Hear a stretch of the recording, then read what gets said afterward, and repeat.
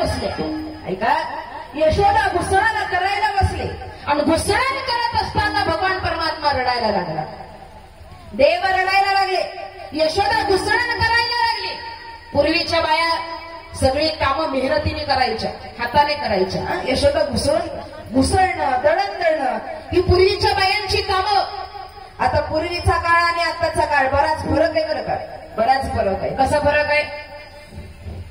एवढा फरक आहे, पूर्वी सगळं मेहनतीनं करत होतो, आता सगळं सोपं, मशिनी निघाल्या. आता मशिनी, सगळं इलेक्ट्रिकल. पूर्वीच्या बाया जात्यावर दळण दळायच्या ना, जुन्या माऊल्या सांगते, जात्यावर दळण दळायच्या आणि दळण दळत असताना ओव्या म्हणायच्या. दळण दळायला लागल्या की सगळ्या अंगाचा व्यायाम, हाताचा व्यायाम, पाठीचा व्यायाम, बरगड्याचा व्यायाम. आणि दळण दळताना ओव्या म्हणाव्या. सगळ्या गावात आवाज घुमायचा, सगळ्या गावात. कशा म्हणायच्या? महिला मंडळ, मी म्हणते दोनच शब्द. सुंदर माझे जाते ग, फक्त पुढच्या म्हणतात. तुम्ही खाऊन आलात वाटतं. सुनांनी सकाळ सकाळ दिलंय करून, दिलंय का तुमचं तुम्ही करून आलात? उपास आहे बघा, उपास आहे तरी एवढा आवाज निघतोय. मागच्या जरा म्हणा ना 2 मिनिटं, सगळ्यांचा आवाज घुमला पाहिजे. सुंदर माझे जाते ग, फिरते बहुत, ओव्या गावो कौतुके तो, ये रे बा विठ्ठला. किती छान वाटतंय ना हे म्हणताना. असा आवाज गावात पहिला घुमायचा. बाया दळण दळायला लागल्या, आवाज घुमायचा. लेकरू पाळण्यात टाकलं की ते लेकरू शांत झोपावं म्हणून माझी माऊली पहिलं पाळणे म्हणायची. पाळणे, लेकराला झोपवण्यासाठी. लेकरू पाळण्यात टाकलं की पाळणा म्हणावा. पहिल्या दिवशी आनंदी मन, यशोदा पाहे पुत्र वदन, पुत्र जन्मला कुळात रत्न, रत्न रूप सावडे मूर्ती सगुणा, जो बाळा जो जोरी जो. ही पहिली बाई पोरग झोपावं म्हणून पाळण्यात टाकलं की ओव्या पाळण्या म्हणायची. आता लेकरू पाळण्यात टाकलं, ते झोपावं, ते लई ओरडायला लागलं की आई जोऱ्यानं झोका देते. हाड हाड. दारातलं कुत्र लांब पळून जातं. पाळण्यातलं पोरग म्हणतं हिचं हाड हाड ऐकण्यापेक्षा मी झोपलेलं बरं. हिचा कर्कश आवाज माझ्या कानावर नको. ते लेकरू पटकन झोपून जातं. हे पूर्वीचा काळ आणि आताचा काळ फरक आहे महाराज. पूर्वीच्या माऊल्या दळण दळाव्या, सगळ्या अंगाचा व्यायाम व्हावा. आताची माझी माऊली हायब्रिड सगळं निघाले. आताची माझी माऊली 2 तास कीर्तनात बसली, ज्ञानेश्वर माऊलीला उठली की कंबरला धरूनच उठते. आगा बरगाडी गेल्या. कुठला महाराज होता तो? बोंबलचा महाराज. काय झालं? अवघड आहे सगळं. पूर्वी सगळं सोपं. तुकोबारायांनी परमार्थ सोपा करून दिला. तुका म्हणे सोपे आहे सर्वाहुडी, शहाणा तो धनी घेता असे. का संतांना माहिती होतं आत्ताची लोक आळशी निघणारे म्हणून सोपा परमार्थ करून द्या. पूर्वी. आता सगळ्या मशिनी निघाल्या, इलेक्ट्रिकल आलं. काय झालं माहितीये? दळण दळायला जातं होतं, आता दळण दळायला गिरण आली. पूर्वीच्या बाया कपडे हाताने धुवायच्या, आता कपडे धुवायची मशीन आली. काय म्हणायचं तिला? Washing machine. कपडे धुवून वाळून तयार. कपडे धुवायची मशीन आली, दळण दळायची मशीन आली. कणिक मळताना हात दुखत असतील तर कणिक मळायची मशीन आली. चपात्या लाटताना मनगट दुखत असतील तर चपात्या लाटायची मशीन आली. भांडे घासायची पण मशीन आलेली आहे. सगळं आपल्या सोयीसाठी चालू आहे बरं का. कपड्याची मशीन, चपात्याची मशीन, कणिक मळायची मशीन, दळणाची मशीन, सगळी मशीन. अजून एक मशीन निघणार आहे आपल्या सोयीसाठी. महिला मंडळ एक मशीन शोध चालू आहे, लवकर येणार आहे. कोणती मशीन? अरे खायला तर खायची मशीन निघाली, रोबोट म्हणतात त्याला. ते देतं खायला, ते फक्त आपल्यापर्यंत आलं नाही ते. अजून एक मशीन निघणार आहे आपल्या सोयीसाठी. कोणती? आंघोळीची. ते मशीन आली. काय घडणार आहे माहिती का तुम्हाला? आंघोळीची मशीन जर का तुमच्या गावात आली आणि आमच्यासारखा महाराज तुमच्या गावात आला, सोप्यावर बसला, घरातले येणार, जे हरी जे हरी, लांबून आला वाटतं, होय, दमलाय वाटतं, होय, फ्रेश व्हायचं का फ्रेश? मग आम्ही म्हणणार होय हो, ठेवा जरा गरम पाणी. आपल्याकडे सगळं इलेक्ट्रिकल म्हणजे काय हो? मग ते काय करणार?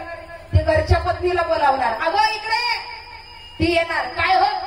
काही नाही, महाराजाला घाला मशनीत. मशीन महाराजाला घाला मशनीत. आता उचलले महाराज, टाकले मशनीत, मशीन आले. उचलले महाराज मशनीत, आता महाराज मशनीत टाकले, वरून झाकण लावलं, मशनीचं बटन दबलं, महाराजाची आंघोळ चालू. इकडं कीर्तनाचा टाइम झाला म्हणून 9ला भजनी मंडळनं पंचपदी चालू केली. रामकृष्ण हरी इकडे चालू झालं, इकडं आंघोळ चालू झाली. पहिली स्टेप अंगावरनं पाणी फिरतंय, दुसरी स्टेप अंगावरनं साबण फिरतोय, इकडं तुकामणी चालू झालं तोवर. तिसरी स्टेप अंगाला लागलेला साबण धुवून काढायचा, तिसरी स्टेप राहिली होती. पण एवढ्यात काय झालं, गावात लोड शेडिंगचा प्रॉब्लेम, लाईट गेली, लाईट गेली, लाईट गेली, चोपदार गेले आणायला. इकडे मी ठबरच नाही झालं, चोपदार गेले. वहिनी, वहिनी म्हणतात महाराज कुठे? वहिनी म्हणतात महाराज, अहो महाराज तर अडकले मशीन. लय अवघड खेळ होणार आहे महाराज. काय सांगतो, चला काय सांगत होते मी? यशोदा माता आमच्या घुसळण करायला लागल्या. पूर्वीची कामं मशनीमध्ये नव्हती, सगळं हाताने करावं लागायचं. यशोदा घुसळण करायला बसल्या आणि घुसळण करत असताना माझा कृष्ण परमात्मा अचानक खेळत तिकडून आला. कृष्णानं बघितलं आणि कृष्ण रडायला लागला.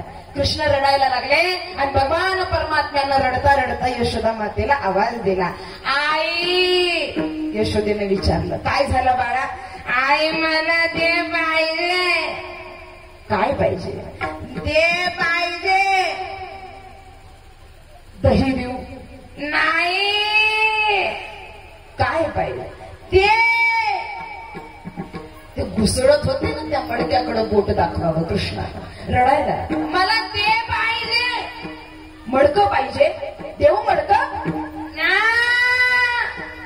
काय पाहिजे?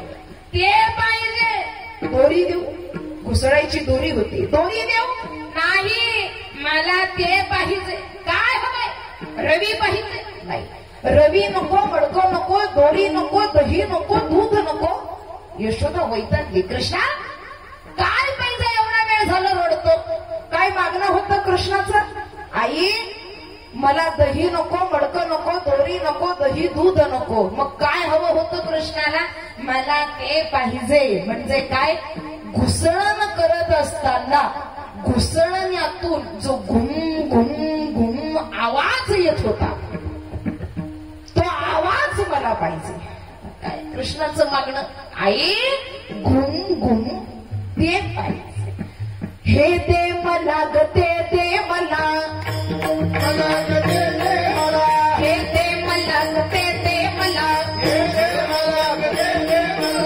घुम घुम करतय ते दे मला, घुम घुम करतय ते दे मला, घुम घुम करतय ते दे मला, घुम घुम करतय ते दे मला. हे दे मला ग, ते दे मला, हे दे मला ग, ते दे मला. घुम घुम करतय ते दे मला, घुम घुम करतय ते दे मला.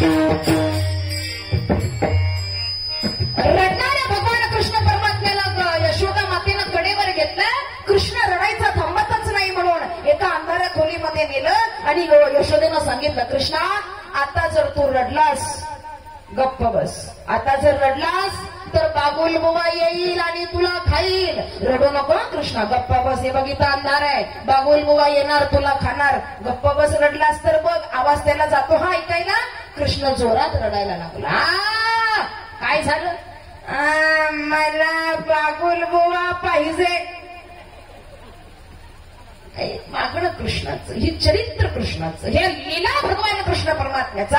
असा माझा भगवान कृष्ण परमात्मा खोडीचा देवानं काय करावं. वैकुंठी पैसे नाही कबड काही काल्याचे, या काल्याच्या प्रसादाचं वर्णन करत असताना जेव्हा भगवान परमात्म्यानं खोड्या कराव्या आणि ह्या खोड्या करत असताना यशोदेनं सांगितलं, कृष्णा लई झालं म्हणे तुझं. काय करू बाबा, तुझं लई झालं, तू ऐकत नाही, माझं ऐकत नाही, गवळणींचं ऐकत नाही, कुणाचंच ऐकत नाही. आता फक्त एक काम राहिलंय, तुला शाळेत पाठवावं लागेल, तेव्हा तू गप्प बसशील, तुझ्या खोड्या थांबेल.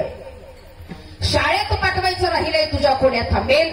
भगवान कृष्ण परमात्मा म्हटला, शाळेत म्हणजे पूर्वीच्या काळी शाळा म्हणजे आता जे पाटी दप्तर घेऊन आम्ही शाळेत जातो ना, हे शाळेत जाणं नव्हतं. मग गाई गोपाळ सवंगडी वना, भगवान कृष्ण परमात्म्याला यशोदेने सांगितलं, तुला आता शाळेत जावं लागेल. गायींना सांभाळण्यासाठी भगवान कृष्ण परमात्म्याला पाठवलं. आणि हा देव गवळणींचा त्रास थोडासा कमी झाला आणि भगवान परमात्मा ज्या दिशेने आमच्या गायी गोपाळ घेऊन ही सर्व सवंगडी जावी, ही सर्व सवंगडी जात असताना असं म्हणतात, तुकोबराया सुद्धा या सवंगड्यामध्ये होते. आणि या काल्याचा प्रसाद खात असताना तुकोबरायांनी सुद्धा या काल्याचा प्रसाद घ्यावा. भगवान परमात्म्याने सांगावं, देवा सगळ्यांनी आपापल्या शिदोरी आपापल्या घरच्या बांधून सर्वांनी आणायच्या आहेत. एकत्र आपल्याला हे करायचं आहे, त्याला म्हणायचं काला. हा एकत्र केलेला काला आपल्याला खायचा आहे, तेव्हा तो काल्याचा प्रसाद मिळेल. विठ्ठला विठ्ठला.